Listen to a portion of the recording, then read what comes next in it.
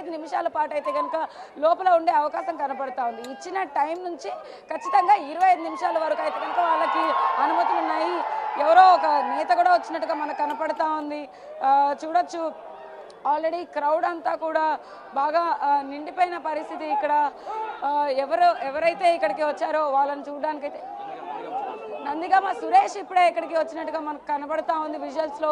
ఎక్స్క్లూజివ్గా ఆయన కూడా ములాఖత్ కాబోతున్నారా అనేది వేచి చూడాలి. అయితే ఇక్కడ బ్యారిగేట్లను బద్దలు కొట్టుకుంటూ కూడా మనం చూస్తున్నాం కదా, పోలీసులు ఎంత కంట్రోల్ చేద్దాం అనుకున్నప్పటికీ కూడా ఒక్కొక్కళ్ళు ఇటువైపు రావడానికి ప్రయత్నిస్తూ ఉన్నారు. అయితే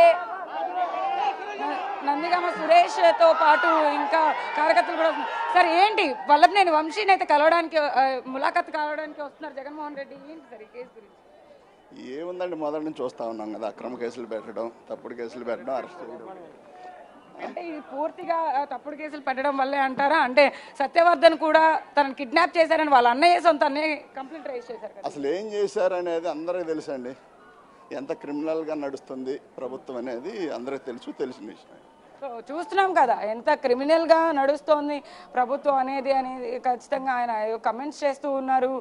అటువైపు కిరణ్ ఇచ్చిన కంప్లైంట్ ఆధారంగా అయితే కనుక ఈ వ్యవహారం అంతా నడుస్తూ ఉంది. సత్యవర్ధన్ కూడా అరెస్ట్ చేశారు. మనం విజువల్స్లో చూస్తున్నాం కదా, వైసీపీ నేతలు చాలామంది కూడా అంటే వెస్ట్ కాన్స్టిట్యున్సీ నుంచి కూడా అలీ గారు కూడా ఉన్నారు. మొత్తం వైసీపీ నేతలతో పాటు చాలామంది లోపలికి వెళ్ళడానికి అయితే ప్రయత్నిస్తూ ఉన్నారు. బట్ కానీ ఇక్కడ పర్మిషన్లు లేవు, అనుమతులు లేవు అని చెప్పేసి ప్రతి ఒక్కరిని కూడా ఆపేస్తున్న పరిస్థితి అయితే ఉంది.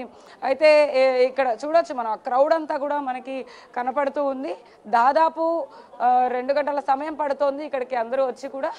ఇంకా ములాఖత్కి సమయం పట్టే నేపథ్యంలో అయితే ఒక్కరిని కూడా అనుమతించట్లేదు లోపలికి. డైరెక్ట్ మాజీ ముఖ్యమంత్రి జగన్మోహన్ రెడ్డి వచ్చిన తర్వాతనే ఆ 5గురిని మాత్రమే లోపలికి పంపించే అవకాశం అయితే కనపడతా ఉంది. తప్పితే మిగిలిన వాళ్ళకి కూడా అనుమతులు లేవు అంటూ కూడా ఆర్డర్ కాపీలను చూపిస్తూ వాళ్ళందరినీ కూడా ఆపేస్తున్న పరిస్థితి అయితే ఉంది.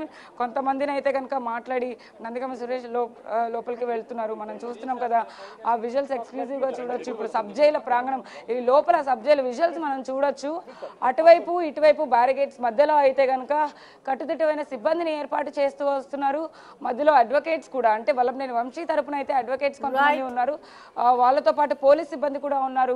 జగన్మోహన్ రెడ్డి వచ్చిన అప్పుడైతే కనుక ఖచ్చితంగా ఎలాంటి ఇబ్బంది కలగకుండా ఉండేందుకు, ఎలాంటి తోపులాట తొక్కిసలాట జరగకుండా ఉండేందుకు అయితే కనుక పోలీస్ సిబ్బంది ఇప్పటికే తగు జాగ్రత్తలు తీసుకుంటున్నారని మనకు అర్థమవుతా ఉంది. థ్యాంక్ యూ సాహిత్య.